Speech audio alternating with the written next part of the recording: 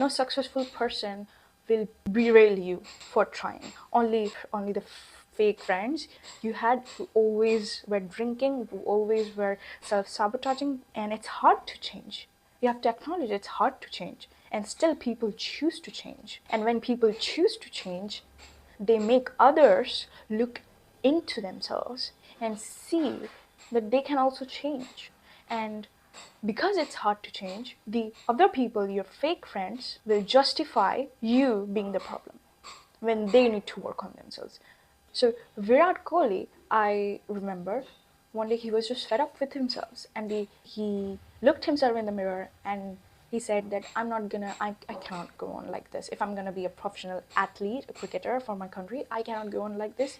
And the next day, boom, he started to change. And we don't know the actual process, but he changed. And if you want to change drastically, you can. Don't let anybody deter you from it.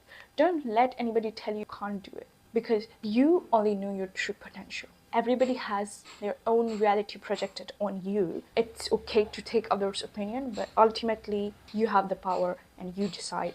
Always keep that in mind. One of the best and worst moments of my life was COVID-19. At first, I felt suffocated and I self-sabotaged myself. And slowly, me and also other people began to learn that this period is a period of self-discovery. I had to do a lot of journaling, a lot of reflection for me to be who I am now, because I was a completely different person before COVID. And everything started clicking in for me because I started looking into my inner self, into my own self, started acknowledging the wrongs I had done, and I started undoing them and started improving. I cut off every single people who were just yapping, bringing no value, who I did not respect.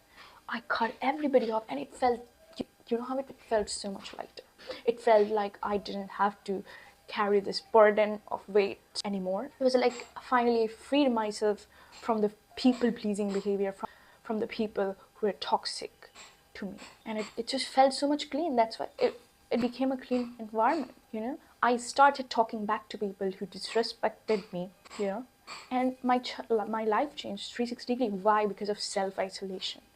I contained myself in a box. I studied, did some workout, and it only took a little bit of time for me to entirely change up my entire life, because we do not self-reflect.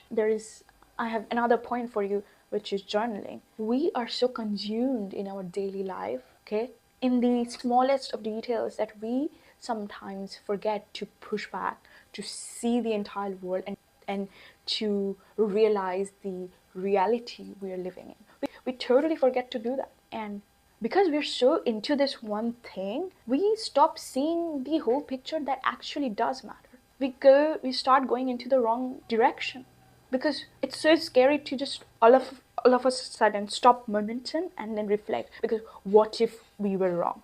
Then we would have to go back again. It's so hard to just stop yourself and ask yourself these honest questions like, are you happy in this relationship? Are your friends treating you right? Is your family members treating you right? Are you treating yourself right?